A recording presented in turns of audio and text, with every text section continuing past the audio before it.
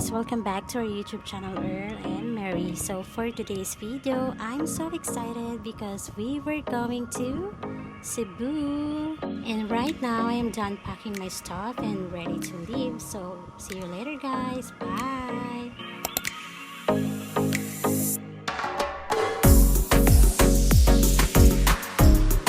So we paid 300 pesos in our bus transportation at eto yung mga kaibigan ko. So tatlo lang kami pupunta ng Cebu. We're here now in Mabinay. Just like a stopover, right? And that is our bus. Our bus.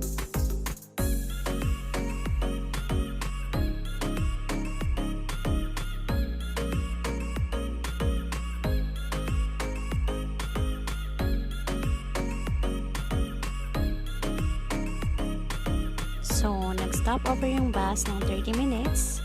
At may ginawang sandwich si Ate Meiji at eto na lang yung kinain namin. Hindi kasi kami nakapag-breakfast bago kami umalis.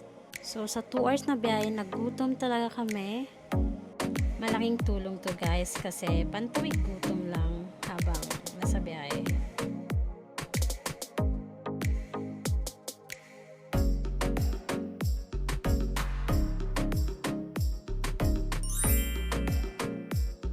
So guys, we arrived at Tampi Port at eto yung ferry na sasakyan namin papuntang Batu Port. So ayun na nga guys, nandito na kami sa loob ng ferry at nakaupo na kami. At etong si Ate Meiji is pumili ng tubig kasi nauwaw kami sa 5 hours na biyahe. Eto nga pala yung ticket na binayaran namin sa ferry. It only costs 130 pesos each.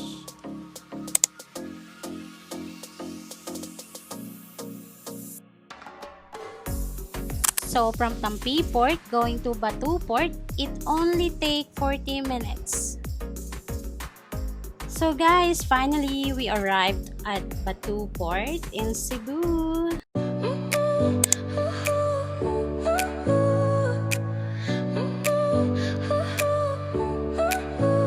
Your smile lit up like a sunrise glow.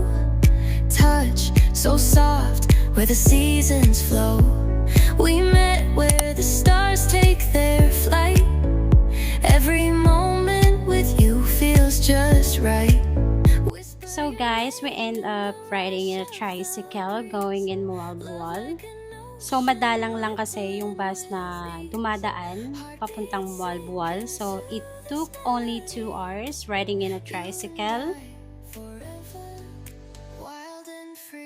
Sa wakas, nakarating na kami sa binok na Airbnb ni Ate Meiji.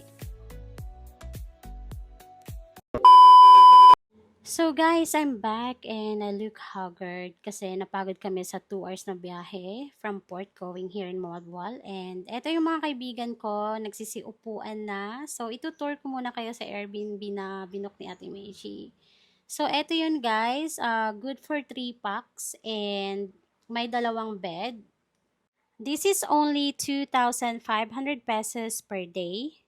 And the good thing is, she booked near at the beach. So, hindi na malayo yung lalakarin namin papuntang dagat. So, this is the bathroom. It's nice. And look at the room. 2 beds. So, okay lang kahit 4 kayo dito sa isang room.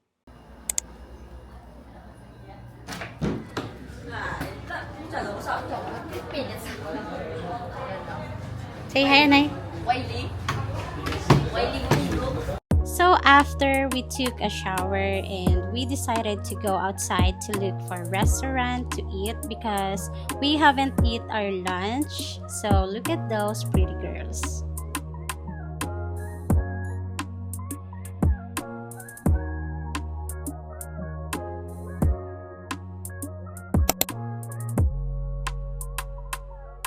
So, I'm back at nandito kami ngayon sa Chill Resto Bar and dito namin piniling kumain ng lunch namin kasi nga sabi ni Ate Meiji masarap daw dito.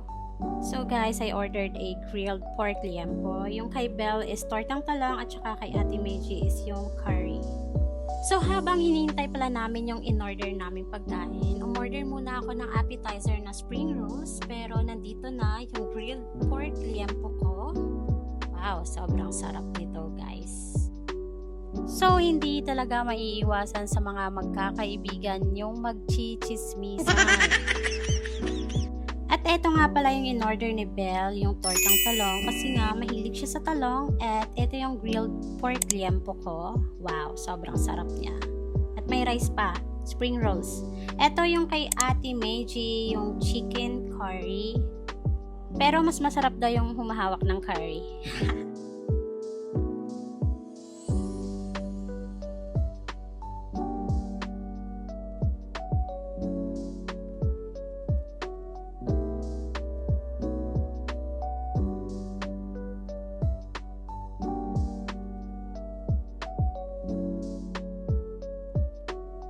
So after we eat, we walk around going to the beach, and this is all the souvenir in Mualbual.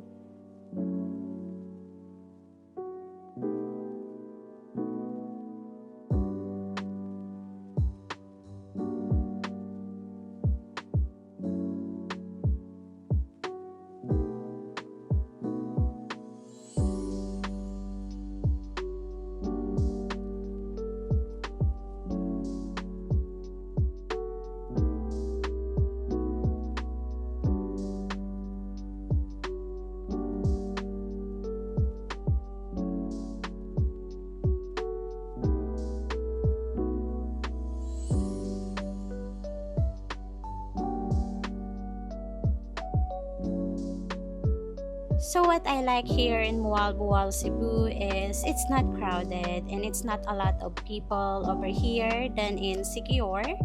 Siquijor is already crowded because there is a lot of foreigners going there. At naging sikat siya ngayon, yung Siquijor.